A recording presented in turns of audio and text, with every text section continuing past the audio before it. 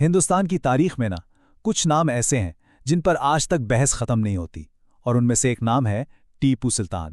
ایک ایسا نام جو آج بھی لوگوں کو دو حصوں میں بانٹ دیتا ہے۔ 18ویں صدی کا دور، جب انگریز پورے ہندوستان پر چھا رہے تھے، تب ایک حکمران ان کے سامنے دیوار بن کر کھڑا ہو گیا۔ تاریخ اسے شیر میسور کے نام سے جانتی ہے۔ تو سوال یہ اٹھتا ہے کہ سچائی کیا ہے؟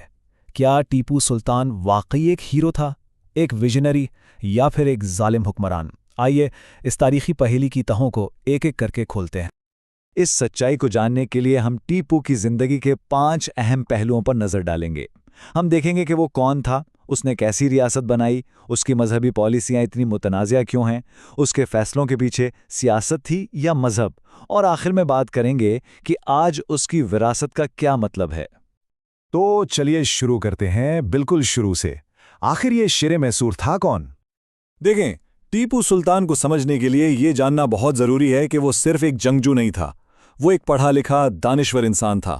ایک طرف تو وہ پارسی، عربی، یہاں تک کہ فرانسیسی اور انگریزی جیسی زبانیں جانتا تھا، تو دوسری طرف وہ تلوار بازی اور گھوڑ سواری کا ماہر تھا۔ علم اور طاقت کا یہی امتزاج اسے اپنے زمانے کے دوسرے حکمرانوں سے بہت الگ بناتا تھا۔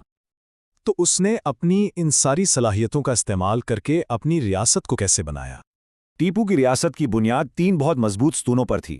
اول، ایک جدید فوج اور بحریہ جو دشمن کو دور رکھ سکے۔ دوم، ایک منظم انتظامیہ یعنی سیپریٹ ڈپارٹمنٹس تاکہ حکومت کا کام ٹھیک سے چلے، اور سوم، ایک مضبوط معیشت تاکہ عوام خوشحال ہوں۔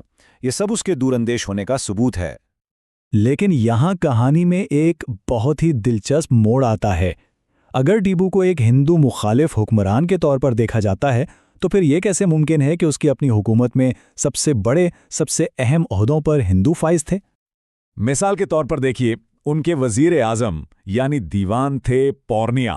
خزانے کا سارا معاملہ کرشنا راؤ کے ہاتھ میں تھا، اور پوسٹ اور پولیس جیسا اہم محکمہ وہ شما آئنگر کے پاس تھا۔ سوچئے ذرا، یہ صرف نام نہیں ہے، یہ وہ لوگ تھے جن کے کندھوں پر ٹیپو کی پوری ریاست کا بوجھ تھا، اور ٹیپو ان پر مکمل بھروسہ کرتا تھا۔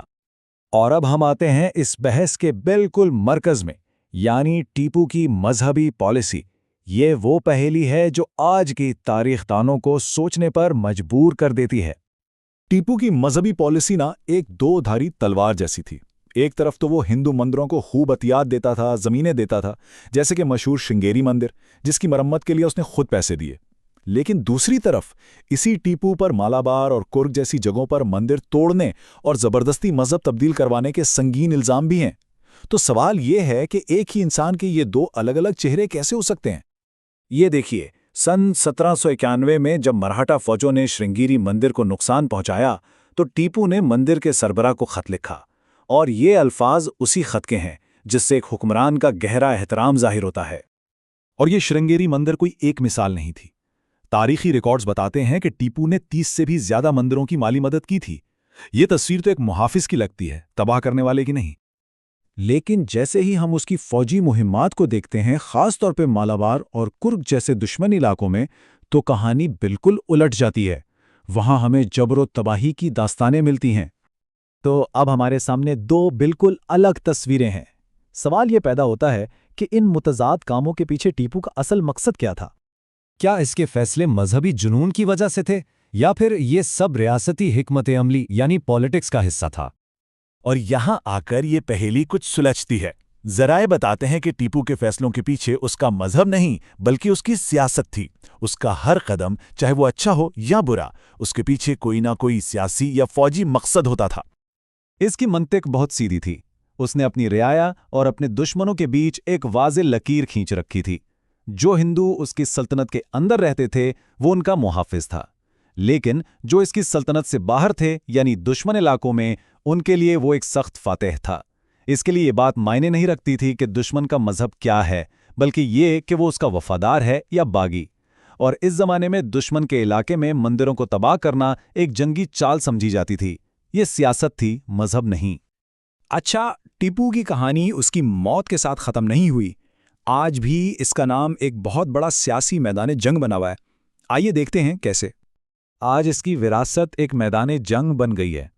کچھ لوگوں کے لیے وہ ایک ہیرو ہے جس نے انگریزوں کا مقابلہ کیا، तो कुछ लोगों के लिए वो एक मजहबी जालिम है, और ये बहस आज भी उसी शिद्दत से जारी है।